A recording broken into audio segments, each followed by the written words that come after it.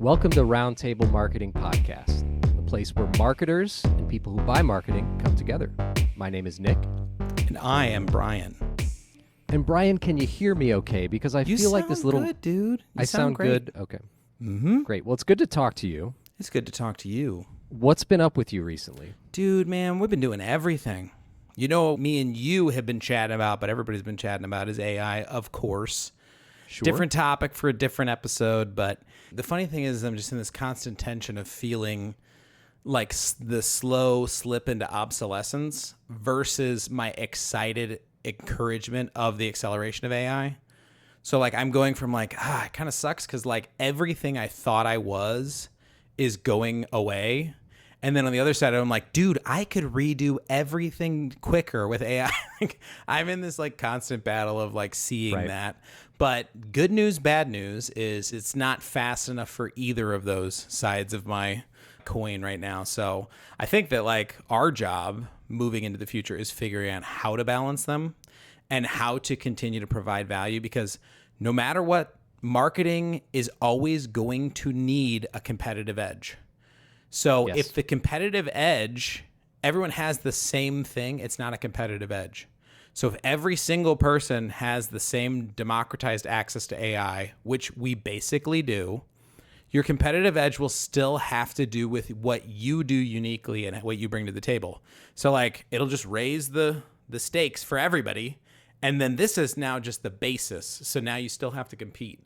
And so if it happens at the right speed, which it seems like has been happening over the last 3 years, it doesn't feel like it was a, gradual then all of a sudden sort of thing with AI. What we have to do is we have to figure out how to continue to contribute value above AI. We can't contribute value below AI because AI will then be it'll be better than us.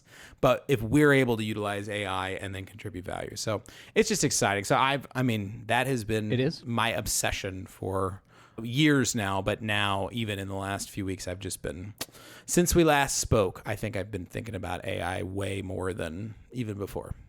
And to be clear, most of what we do with AI is in the world of LLMs, large language models, and the magic of those is how they can turn just a lot of information. I think you've used the term data lake. I don't know if we're there yet, but it's a term that I can steal that most of the people I talk to won't tell me I'm wrong. But so that's what I use it for. But the idea is that you can have all this information, even in plain language, and then draw from it. And what's more exciting to me, and I'm going to speak to all the lazy people listening, which should be no one. All right, we're listening. But yeah, time savings are great, and an LLM can save you time, and other AI tools can save you time. But if you're saving time, what does that really mean? Like, how can you improve your output? Right. Yeah. I've heard a lot of people say it's like, well, let's just say you're talking about developers. One AI might allow a single developer to work like 10 developers. So you go, well, that sucks because somebody's going to go fire 9 developers. When in the history of business have people ever wanted to do less with the same amount of resources? Or the equal amount with the same amount of resources. If you took a developer and you said that developer now has the power of 10 developers, you're going to go, great, I can do 100 times what I was doing before, right? Like 100 times the power of one person, because they'll 10x 10 people instead of 10xing one. And it's a little bit naive to think that things will really just be replaced by AI. And it's way more likely that it's just going to make more stuff happen. And we're seeing that. I mean, it's 2025. We're seeing now all of the AI, what do they call it? AI slop? Is that the term for it? I've seen I think plenty AI of that, slop is like the accepted term of like the stuff that just gets put out all the time from AI. And you can't scroll any social media feed now without being confronted with tons and tons and tons of AI. Yes. And it's not better. Like I preferred human-made slop over AI slop a lot, right? So 100%. So what happened? Well, humans got replaced. I'm like, no, humans just started using AI and making more stuff. And so social media is probably a good comparison for marketing in general, which is a social media feed for a single user can only be so much content. Like no matter what, even though TikTok allowed us to see a ton of stuff, even though it got us to that point, a single user can't see more than they can see on their screen at a single time. With marketing, it's the same thing. While it's not a fixed pie, there's just not an unlimited amount of clients. There's not an unlimited amount of cash. There's not an unlimited amount of people to buy, right? So you're still basically saying, like, I have to optimize and I have to rank well and I have to show up well through all of the slop. And so how do I do that? It's like, well, I make AI, but I don't make AI slop. I make curated, fantastic stuff with human touch. And so the curation of things is going to be where there's still a place for creatives forever. There's still a place for like marketing creatives forever, so long as we utilize our skills instead of to be manipulating the pen and manipulating the ink and manipulating the typer keys and manipulating the mouse. Now it's manipulating the AI, but the curation that we can bring to the table is what's going to differentiate us forever. And so we can still be the curators of choice. And the reason why when you pull Brian's AI string, he goes like that is because he's genuinely excited. We both have our eyes on it in terms of the things you have to avoid and how we can use it to make things better. But that's been the AI Minute. I don't think it's what we're really here to talk about, right? We could probably do that every episode if you want. I could just talk. Yeah, we don't want to. Wait, before we jump into it though, how many times have we been in a team meeting where I have devolved into AI Brian?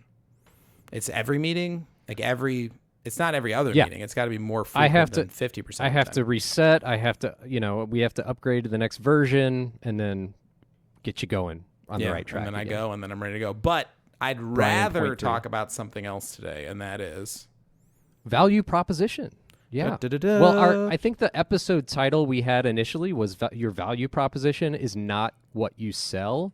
Okay. It's also not a lot of other things. So instead of talking about what it's not, we can get started talking about what it is. It is.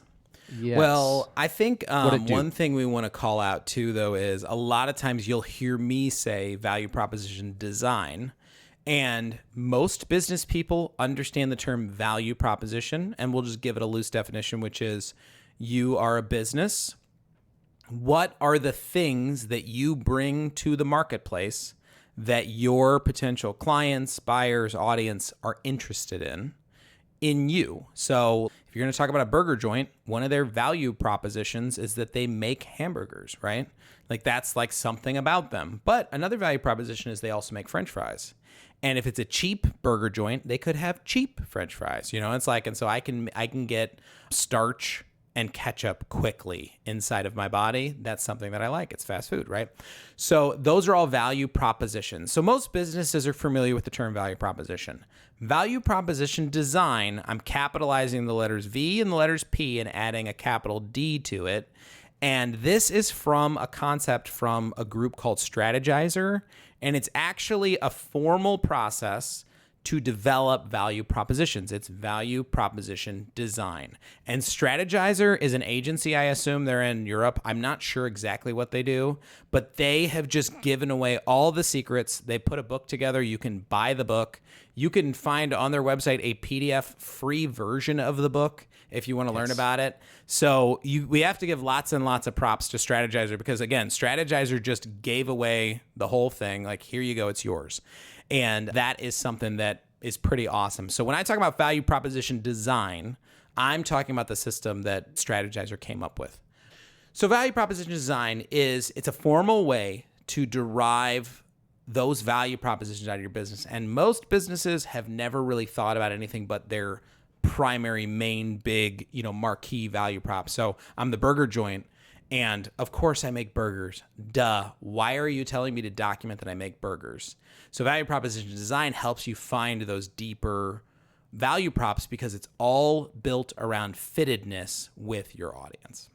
So when you're designing your value proposition, then you need to determine what your audience priorities are, number one. Yeah. And you got to start with the audience first. What you're offering fits what they're looking for. Yeah, for sure. Now, what are they looking for? It's because it breaks down into three parts in the theory. Yeah. So, let's take a step back and just say, who's your audience? we can't stop saying that because it's audience first methodology, but value proposition design fits really well into the audience first methodology because you're not only determining who your persona is, you're now getting into the psychographics of your persona. So when you have a persona, you have an audience, you want to really determine three major things: their demographics, their geographics, and their psychographics, right? So demographics are just the fundamental parts of who they are, things you need to know. Marketing in general gets to be more more discriminatory than other things. For some reason, we allow it in marketing. But the reason why is because it's effective. It's effective to say, I'm selling a product for this type of person is a good thing, And we see this all the time in niche marketing. That's why it's great, right? So those are your demographics. Well, geographics, obviously, it's where they're located. It could be the head of a pin, but it could also be a continent. It could be a state. It could be bigger things, right? So you want to understand demographics, geographics, and then also psychographics. And so value proposition design gets into psychographics, meaning the way their minds work. And so value proposition design is an awesome component of that because it helps you build out psychographics in a way that works for any business or organization. Can go into the value proposition design and figure that out. Before we say psychographics anymore, are we talking about fears, desires? Are we really getting into that level? Or is it more just about looking at what people need in a professional sense? Well, it's both in that it's about understanding who they are. Like, if we really go like, these people are really afraid of spiders. If we are selling them, if we're selling them a burger, really, you probably don't want to mention that it's spider free. Okay, that's kind of a weird thing to mention, but that could be true of your audience. However, creating fitness with the audience would be, if you are an exterminator, you might absolutely want to talk about their fear of spiders, right? Like that would be a value prop you could use. So do we get into psychographics of them as a whole person? Maybe in the beginning you would think pretty broadly about them, but it's almost always with just sitting with a natural head on your shoulders. You're probably not going to set your lens as wide as every single thing this person could ever hope and fear, and instead narrowing it down to the things that would be can I do more that right now? Because I think your spider example is very raw, right? That's just a fear, probably the first fear you thought of. I'm thinking more of like if let's say I sell or rent out prom dresses and prom whatever men wear to prom I didn't wear. go to prom. I don't prom wear. If I'm a prom wear brand, the fears involved there are I don't want to look like a dork at my prom. I don't want to look like last season's guy. I want to make sure I'm on the cutting edge of fashion, or at least look cool, or at least find a suit that suits me. Well, and you might even take it a step further, saying like, you probably don't want to put into the fitness piece of it, I really want to have a great looking suit, like that would be one of their jobs. What they're looking for is they're looking for a garment. But think about it like this. Traditionally, proms, you would wear dress shoes with your suit, right? Well, how often do we now see men wearing tennis shoes with their suits, right? And like, it's like wearing a cool set of sneaks going along with your tux is like a look, right? Right. So one of the values that we focus on is you want to look great, you want to look modern, you want to look cool at a formal event. And we actually do that by even adding in touches of, I'm going to use the word flair, which no one ever likes, but we add in touches of flair. So we add in those customizations that are also going to differentiate you and help you look either more in style or more different in a good way. That's something that we would put out there. So, but you do want to play to that, but you don't necessarily want to put yourself in the box of like, well, I want to help them get a perfect suit, because sometimes that's not really what you'll be selling, because you might be selling the different part. So getting to more of the core feeling, which is what you said in the very beginning of what you were saying was, I don't want to look dumb. I want to look cool at this event. That would go great on, like, I don't want to look dumb. There's a version of that, and as we get more into the specifics of VPD, that I think we could convert that into a pain, and saying like finding good clothes is hard. That would be a pain. That everyone trying to look for prom clothes is going to be worried about. Another piece of this too, though, is it's not necessarily the young man looking for a tuxedo. It could also be the parent who's helping him find it, you know? So there is also a world where like you do need to pay attention to both of those audiences, because the interest of the young man versus the interest of the parent, they might be two different interests. Now, when I was dealing with prom, my parents were nowhere in sight. They're like, go fend for yourself. But, you know, a parent might be involved in that decision-making process too. So those are different things. What's a parent worried about? I'm worried about my kid looking dumb. It's not the same thing, right? And so if your marketing is targeted towards the parent versus the kid, you probably need to pay close attention to how you figure those psychographics, because they are, you know, that fear-based psychographics, like I don't want to look dumb, is like, well, you're like the parent's going to think differently about that. And so how you market that is going to be two different approaches. Right. So you're collecting demographics, geographics, psychographics to help you better understand your audience. You're understanding their fears, their desires, all of that stuff. When are you ready to then look at jobs, pains, and gains? Because these are the three elements of value proposition design that you sort of lean on to start building your messaging. Yeah, so let's run with the tuxedo option, okay? We won't focus on the parents and the kid. Let's just focus on the kid. So this kid, he's going to prom. He's junior. This is his first time doing it, right? So he's never been to prom before. He did the whole big promposal, I think is what they're called. Filmed himself doing it because that's what everybody does nowadays, and like made it a thing, but he still looked like a kid, and it's great, and everybody thought it was cute. So he asked the girl to go to prom, okay? And she says yes. Great. So now he goes, I got to figure out what I'm going to wear. So what are his jobs, his pains, and his gains? Jobs, what does he need to accomplish that are they're just a neutral thing? Like, I just need to do this. You know, like, what are the jobs that he needs to fulfill for this thing? What are the pains? Like, what are the issues associated with a purchase like this? And then what are the gains that would make it better? What are the things that take it to another level?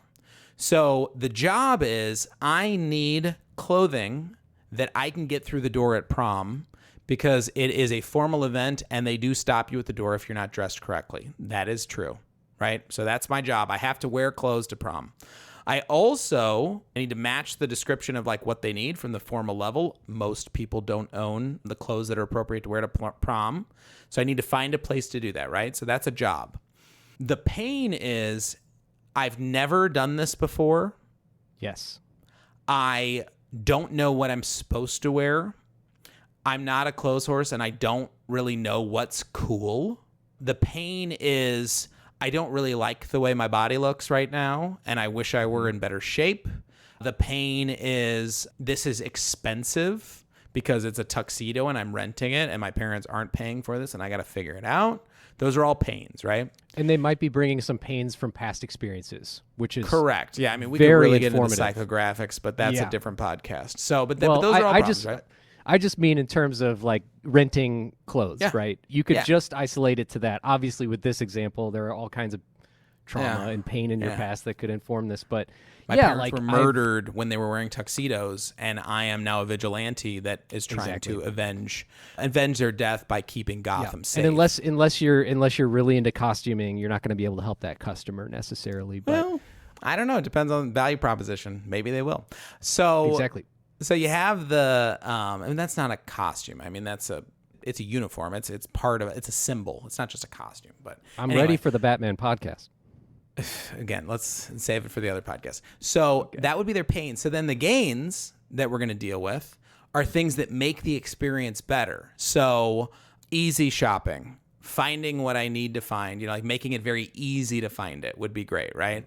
It's a place that I can find ways to do things that fit inside of the rules, but I can do something that's different. I don't look like another penguin suit. I get to look different. Those are all gains, right? So those are things that make it better. So my job, I need to find a suit. My pains, I've got a lot of trouble with this. I've never done this before. A lot of trouble. And then my gains are, if it could be like this, that would be great, right? So that right there on the fittedness side, that's your customer profile over there, okay? Jobs, pains, gains. So that's just the audience design part of it. How do we get into the value proposition design? Well, now we're going to pay attention to that list of features of your audience, what they're looking for, how we're going to find that fittedness with the values we create as a business, right? So now we've got, Nick and Brian's boutique clothiers. Okay, that's our business, right? So we provide. Need to work on the branding first of all. Well, I don't know. I saw the logo, the first draft of the logo, and I thought it looked great. So okay, I think it's going to work. But we have Nick and Brian's boutique clothiers. We as a business have three components. So just like they have jobs, pains, and gains, we have services, pain relievers, and gain creators, right? So that's the way that lays out. So to see their jobs, pains, and gains, we see services, pain relievers, and gain creators. So for us as the clothiers, what do we have? Well, our services, we rent tuxedos. Good to know. That's different than a hamburger joint. They don't rent tuxedos. That's different than Macy's. They sell suits. We don't sell suits. We rent tuxedos. And especially for formal occasions. That's what we specialize in, right? What's a pain reliever that we have? One of the pain relievers we have is we are a custom boutique, right? And so we take everything we do and we do the tailoring and alterations to it that make it fit you. So you're going to feel comfortable in it. We have all of the modern styles, and we have a booklet that's going to help you figure out what those modern styles are. But then we're going to help you, and there is going to be a real person there to help you figure out what you're supposed to be wearing and make you feel confident and comfortable, so that when you look in front of the mirror, when you're standing in the store, you're gonna think this is the best you've ever looked. That's one of our pain relievers. Why? Because it relieves one of those pains that they feel that this is a hard process, right? So your job is, I need a tux. Our services, we rent tuxes. Down here, what's that pain? The pain is, gosh, this is hard. I've never done this before. I don't know what I'm looking for. Hey, we make that really great for you. And then that gain for you is like, if you could differentiate yourself and look different, well, we're custom, and we have a whole line of accessories and flair designed just for you to stand out and look different. Maybe you want to focus on an interesting color for your tie. Maybe you do want to do the cool shoes that you can match with it, and we rent those. Maybe you want to add something to it. Those are all the things we do. So those are our gain creators. So that's the other side of value proposition design. And so what we do is we create fittedness between your audience and our business, the value propositions we have that match the values they have over here, and we create that fittedness together. That's value proposition design in a nutshell. And I love that our example is literally about finding the right fit, but I think you brought up a lot of salient examples there about how your value proposition can meet the customer's needs. Now, then what's the next problem? Because to me, it's how do I then communicate this? That is the problem. Because I think that having this mental exercise where you go through and you figure out, gosh, what are all these jobs, pains, and gains of the client? What do we showcase as values? You'll run into the first problem, which is you as a business might not know who you are as a business, and you might not really be the business you want to be. So they're like, one of the things that over here is like, well, this person's looking for something that's very inexpensive. And you're like, the only options we have are very expensive options. And we want to be, as clothiers, we want to be a luxury brand, right? Well, we know we don't want to try and market to that kid. However, we're in a town where every single kid can't afford us, right? And so we've got to figure out what business we want to be. And so it may be that you're changing some of the steps in your business now because you realize, gosh, we need to come up with an affordable option, because if we don't, we're going to go out of business. So we do need to come up with a way to meet that need and meet that value. So the first thing that it might do is it might change who you are as a business. You also might realize that like all the things that you're really, really good at are not things that the marketplace is even interested in, right? So it might change your business in that respect too. But assuming that if you're an up and running business and you make money, you can do this exercise and find the answers to this and the answers to this. You can figure that out. You can do it. Then what are the problems that come out of that is the question, because now you've created your fitness map. Cool. No one wants to read it. What do we even do with that? Right. Well, I also think it's a really valuable exercise because you're dealing directly with the problem that every business has. Are you Yamaha, where you make music equipment and farm equipment and, like how specific do you get? Are you Toys R Us? Are you Babies R Us? You know what I mean? Yeah. But taking a look at what you do and how you serve your various clientele and then understanding where your business is going, It's just so important to do before you start blasting out a message.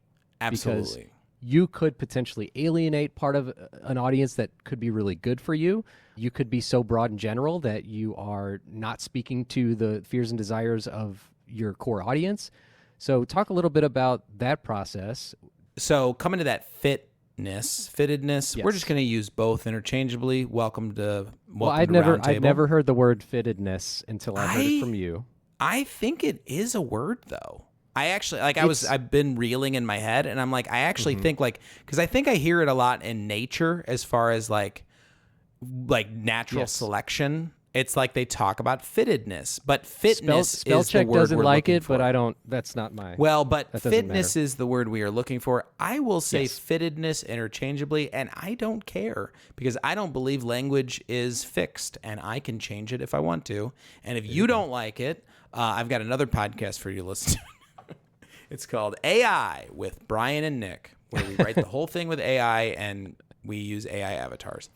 So creating fitness, though, between your audience's values and your value propositions is just the first step, is understanding that. One thing also that may go without saying, but I'm going to say it because I'm me, is you don't market values that don't have, or that you don't market value propositions that don't have a value in your corresponding audience.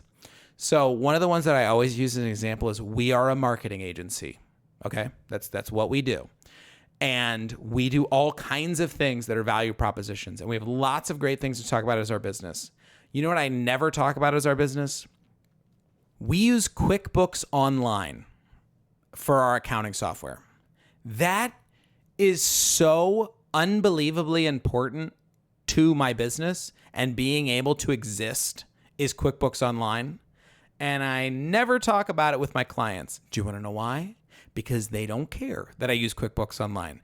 They don't care that what brand of toothpaste I use every day. They like my fresh breath, but they don't care about the brand of toothpaste, right? There's a lot of things about my business that are valuable, but they're not value propositions for the audience I'm trying to reach. And so my marketing, you can look through my marketing anywhere you want. I mean, I guess technically this is our marketing, but you can look through it anywhere but this exact example, and you will not find me making mention of QuickBooks Online and how we do our back-end software or the brand of trash bag liners we use in the office. Like, it won't be in there. It's important to the business. It's not important to value proposition.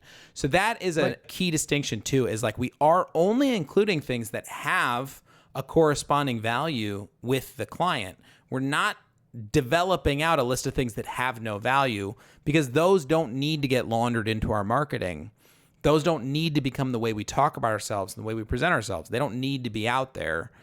So we don't include those. And so as you're going through this process, you also don't want to include a bunch of stuff that is important. It's just not important to your audience. And going back to the problem of, hey, I'm talking to the kid that's renting a tux. Hey, I'm talking to his mom that's helping him rent a tux.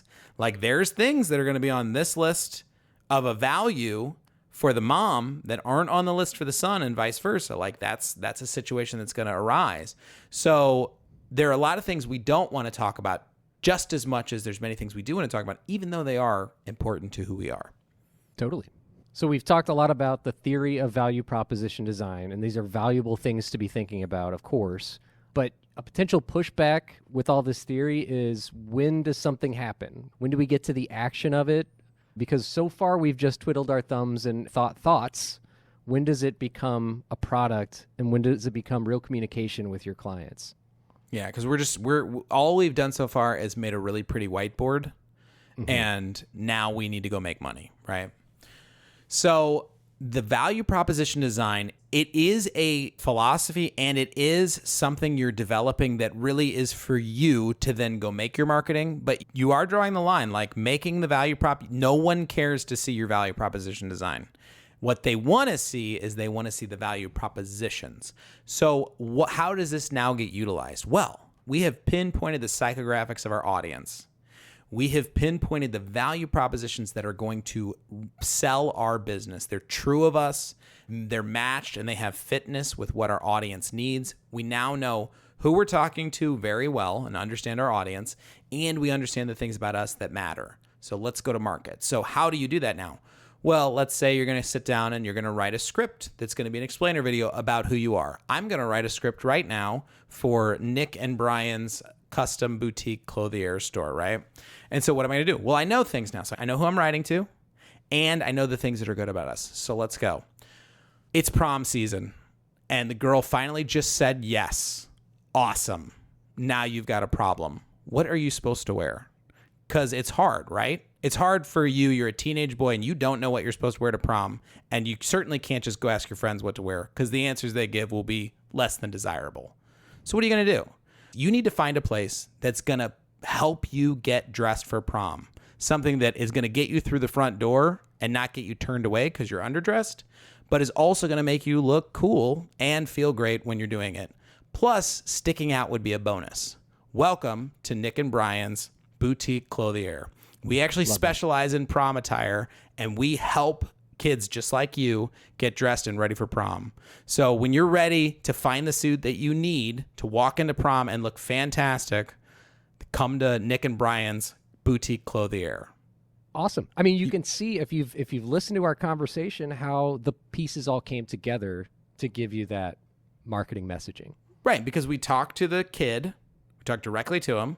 We talked about all the value props we have. We talked about the issues he has. We talked about the things, the way we fix those issues, and actually got him to where he goes, right? So how does value proposition design work? Well, had I not just went through the exercise of developing out those value props, that video might just sound like, come to Nick and Brian's, we sell tuxes, and it's like, okay, great. You can think of all the bad marketing you've heard through the years and all the bad advertisements you heard through the years. And the reason they're bad is because they can be produced poorly.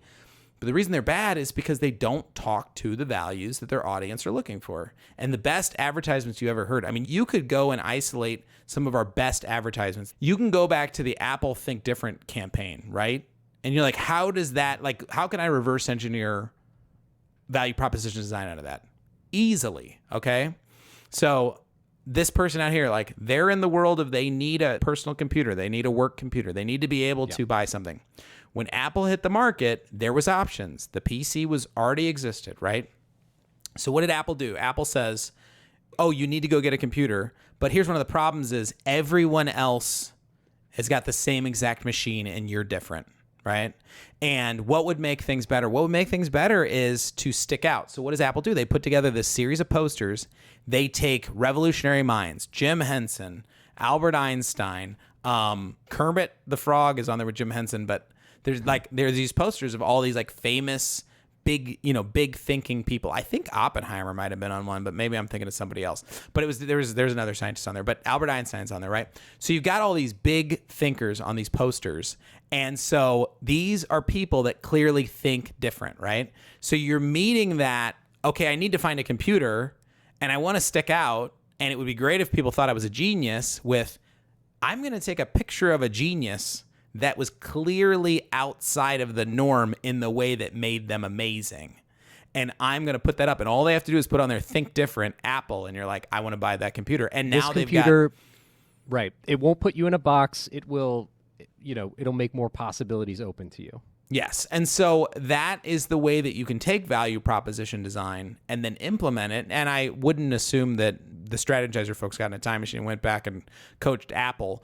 But getting to really solid marketing, one of the easiest paths to get there is to figure out who you're talking to and what the value that they're looking for in your business. And if you figure those two things out, it's going to be really easy to come up with. I mean, I just sat there and off the top of my head, because we did a little bit of work, wrote a pretty good script for a video. It's a great for first draft. Right? Yeah, because like, it has really the elements you need. Exactly. Yeah. And people will be like, yeah, okay, cool. And then you might go, well, now, actually, we need to figure out the spices and we need to figure out the amounts. And all of that. Yes. But the recipe's there. And so you could apply that to a video. You can apply that to you want to put together a calendar of content for your social feed, right? Okay, great. Well, who are we mostly marketing to on the social feed? We're mostly marketing to the kid that's going to be renting a tux. So how do we meet that? What are the things they want to see? Let's have a close-up shot of a pair of Jordans and say, your tux needs Jordans. come to Nick and Brian's, you know, right? Like, and they go, great, I want to do that because I can't afford Jordans, but I can definitely rent them for a night, you know? And being able to do that to the kids, like there's that post right there. Or we're sharing the post of other fits, you know, and we do a fit check. Every time a kid, you know, gets fully dressed in the store and they look amazing, we do a fit check video with them and we put it as a story. Why? Well, because this kid wants to see that. You know, like our buyer wants to see that and understand how that meets their jobs, pains, and gains. They're going to see that and they're going to get the affinity for our brand and then want to get over and start using us. Like you can take the value propositions now and write your website. Write the content that you're going to be putting out on your website. Put together everything that you're going to put together from a marketing standpoint can start with a solid set of value proposition design. And can I just, I mean, this is more of a tease than anything, but relating back to what we talked about at the beginning of our episode, it's like if you have done all this work and you know the jobs, pains, and gains, and you've got your value proposition written out, and you have your different audiences defined and figured out, that becomes really important data that you can use to then start making materials. Are you talking about AI, Nick? Is that the secret sauce? I don't. So, but your other it's not example, the secret sauce. It's what everybody needs to do. Like, everyone needs to do it. It's awesome. Because you can do it without AI, like we just showed. But your example of think different is perfect. And it makes my example pointless, but I'm going to do it anyway because I like to. Mm-hmm. It's like 1990. You open up your video game magazine and you have a grid of all these Sega Genesis games.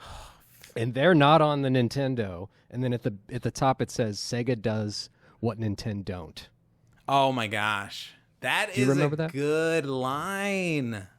That's really good. And I don't remember it, but I mean 1990 I don't think you remember it either. The only time you name check a competitor like that is if you're trying to, like, Nintendo had the market share. Like they had everything. Dunk too, by the way. Like that's like, man.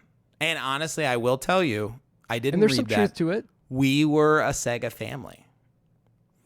So we had a Sega Genesis. We didn't have a Super Nintendo. So I was spoiled. We had the Sega Genesis, and then my grandma had the Super Nintendo. So isn't that great that grandparents had video game systems? Because my grandparents also had video games, and I think my dad said that my grandpa would play it at nighttime. Like he would play video games, and then just imagining that made me so happy. But they had all the video game systems too. Love that. But I love that example. I got to get you on this podcast. Acquired. Anyway, Acquired. If you're listening to our podcast, don't listen to any other podcast. But Brian, you can go ahead and check out Acquired. that goes into the end, which is the end of the show notes, is other podcasts to listen to instead of us. Yeah, right. Exactly. All right, so we've gone past theory now, but how do you get started? I know that's a big theme of our podcast, is taking the first step. Well, the first thing to do always is figure out who that audience is. This may be actually the method that you spend your time figuring out the audience, but understand who that desired client, that desired new hire, the person you wish to be talking to, understanding whom that is, and how you could talk to them. That's step one. And so then digging in, you're going to go, and I'm going to tell you, go download the PDF for the Strategyzer book, Value Proposition Design. It will give you everything you need. It's beautiful. The artwork is super fun. It talks way more about it than I could ever talk about it. Read it. It's fun to read, and it will get you in the right mindset. You know, set yourself up. You can download the PDF, I think, for free on their website. If you can, I can almost guarantee we link to it. But get it for free. I can almost guarantee that we link to it. Then read through that, but get yourself more familiarized because you started listening to this podcast and you got a taste of it. Get a little more familiarized. Then sit down with some core team members or with a marketing agency of your choice. Sit down and start discussing and lay out these three components of the audience: their jobs, their pains, their gains, and list those out. We like to put it into a spreadsheet. That's how we do it. A whiteboard would do just great. You can actually draw a big circle and divide the circle into a pie and start drawing them there. It's fun, right? On the other side, list out, start answering what your services are, what your pain relievers are, and what your gain creators are that match. And by the way, they're not always a one-to-one match. Sometimes your service is a pain reliever. If you sell Advil pills, right? Like, I literally have a headache as a pain. Your service of the pill is to help with the pain, right? So it's a pain reliever. That's a great, very literal examples today. They're not one-to-one matches, okay? But like you can tie all those things, you can tie those things together, but figuring out what of your value props reach what of their values, and you create that fitness, right? So you put those things together, but you create that document, then go to work with your marketing. And so that's when you start rolling it out. And if you want an easy place to put it out, my easiest place to start anything, as I always say, is just get on LinkedIn and put together a post that talks about one of these value props that meet one of the values for your audience. Just go put together a post, sit down and write it. That gets you from nothing to something like that. All right, I've got a reward for anyone who's listened to the end of our podcast. It's a tip on, once you've created that value proposition, what you need to do next. And we don't have much time, so I thought I might yell it really loud, but then I rethought that. So talk to your customers. Whoa. Yeah. When you're developing your value proposition, you got to be talking to your customers. You have to be in tune with how your services help them, and in tune with other needs they might have that you're not necessarily addressing at this time, because it will inform how you talk about what you do. Nick, I think you may actually just be giving them a great, true recommendation of the real value proposition design process that I have been neglecting to mention. So that actually that's like, it's inherent to it, is like, you made up all this stuff for them. Go talk to them about it. And yes. I think that honestly, that's such a wise piece of advice, and something that would especially come from someone who spends so much of your time just one-to-one engaging with our clients. You probably have a really good sense of like what their interests are and what their passions are. And I think that that's something that I sometimes can be neglected. I'll even admit that I neglect. Sometimes I just think of this magical marketing, but I don't go figure out, am I really meeting the audience where they are? And I think that your talk to your customers advice probably is the advice for everything that you could do in marketing. It's absolutely. And I wanted to bring it up because we talked so much about the whiteboard theory crafting. We talked all about that. We talked about how you do it step by step. But yeah, just that connection with your actual audience, like the people, and talk to them about stuff that isn't related to your value proposition, because you're going to get all kinds of stuff that way too. But yeah, we won't hide this under a bushel. We'll make a clip. How about that? Everybody in the club getting clips. That's in the clip. Oh, great. Well, I love talking about value prop today with you. Brian, is there anything else we want to cover? I mean, I had to get it out of my throat, that last bit of advice. So no, I think, Nick, I mean, if they didn't get the value proposition of this podcast, then we don't understand our audience. So let's talk about it. So if somebody wants a follow-up, why don't you come tell us about it? Hit us up. Let us know. There's always a space below to comment, and we'd love to hear from you. Yes, especially on Spotify. They just make it easy with the comments. It's so easy. LinkedIn too. I think people are watching clips on LinkedIn. So everybody in the club getting clips, but specifically on LinkedIn, everybody in the club getting clips, because that's all I do on LinkedIn now is just look at people's clips and learn about the latest TikTok trends that kind of have something to do with business, because they keep shoving them in my face. The Clips just put out a new album too. Oh, really? Yeah. Well, in 2026, I am going to hopefully be seeing the Eclipse in Spain, but we'll see. We'll see. We've reached the word association portion of the podcast, which means we're done. Means we cut it 5 minutes ago. Got it. Yeah. Thank you for listening to Roundtable Marketing Podcast. Follow us on Spotify. Watch our clips. Talk to us, or don't do any of that. Basically, this is for you. So you go live your life, my friends. Absolutely. Thanks for listening. We'll talk to you again next time. See ya.